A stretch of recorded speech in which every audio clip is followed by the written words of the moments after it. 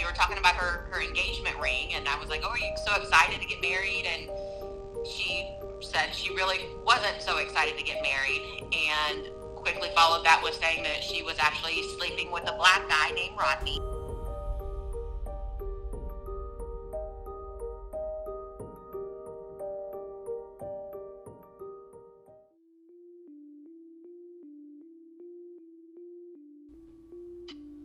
Okay. Start with your name and your employment with HEB and the time frame that happened in. Okay. My name's Alicia Slater, and I worked at the HEB in Bastrop from 1995 to 1996 before I graduated high school. I knew Stacey. She was a year or two older than me, and didn't work in the same department or anything. I was just the bagger and the cart girl outside mostly.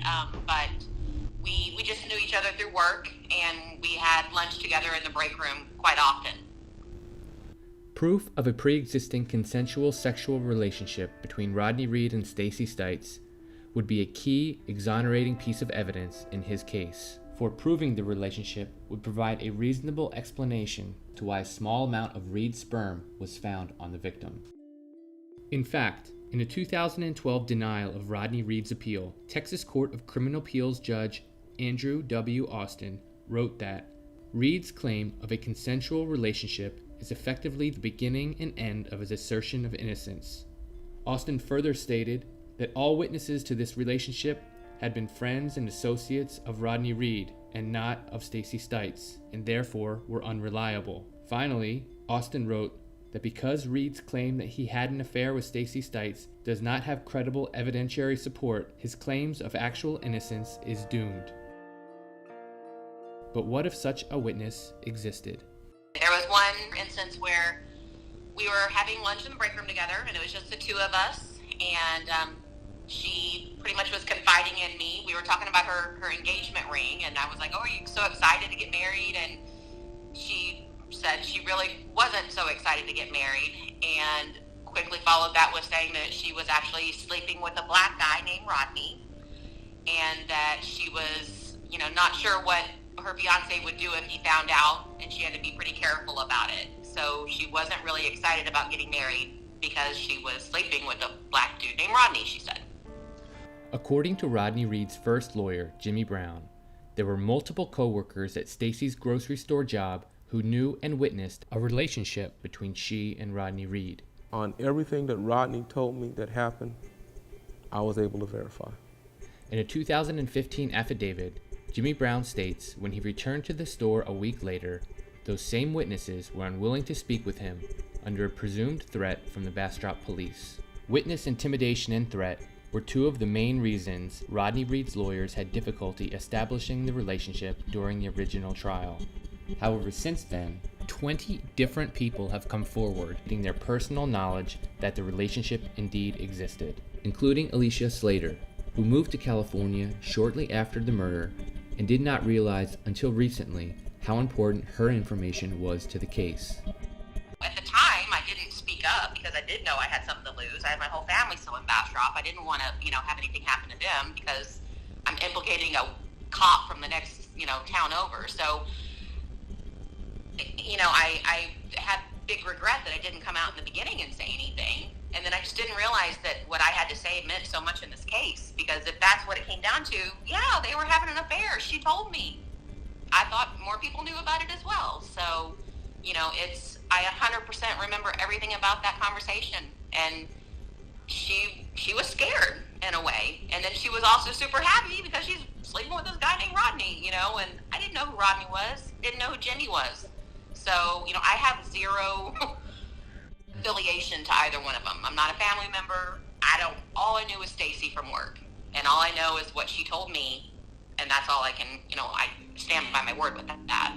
The fact that a 19-year-old girl would not want to volunteer information that could implicate a local police officer in a murder is highly understandable. And yet it underscores the major issue of witness intimidation in the case against Rodney Reed. So I just realized when I heard that it was still happening and that he was actually had an execution date set, I felt like it's now or never. I need to say something, because if that was the only thing that convicted him, and I had no idea about any of the other stuff, if just that was a reason why he was convicted, then that's not true, and I needed to say something, because Stacey physically sat there and told me she was sleeping with him. I never saw them together. I never saw him, but I knew what she told me, so I knew it had some implication in the case. In addition to Alicia Slater, fellow HEB grocery store worker Leroy Ybarra has stated he actually saw Reed visiting Stites at the store. And Stacey Stites' cousin, Buddy Horton, has sworn he saw the two together at a local Dairy Queen a few months before her murder. I just wanted to help in whatever way I can, so that still stands. If I needed to come in and be a credible witness that had nothing to do with any of them, and I just happened to work with Stacey and just happened to talk to her in the break room, that's definitely something I'd be willing to do to help this. So. And you also be willing to take a polygraph test? Yes. Oh yeah. I would be willing to take a polygraph test for everything I've stated. And yet, instead of pursuing this vital piece of evidence and seeking the truth, the Texas Court of Criminal Appeals have completely ignored Alicia Slater's sworn affidavit. State prosecutors are now asking to execute convicted murderer Rodney Reed, with medical experts now agreeing Stacey Stites was not sexually assaulted. There was no evidence, absolutely no evidence in the autopsy or the findings of the photographs that she had been sexually assaulted. And multiple eyewitnesses verifying a pre-existing relationship between Stacey Stites and Rodney Reed. There remains absolutely no physical evidence linking Reed to the crime that he is now set to die for. Alternatively, there is an overwhelming abundance of evidence implicating Stacey Stites' police officer boyfriend, Jimmy Fennell, as well as clear indications of a cover-up by fellow police officers, investigators, and prosecutors to keep that truth from ever being known.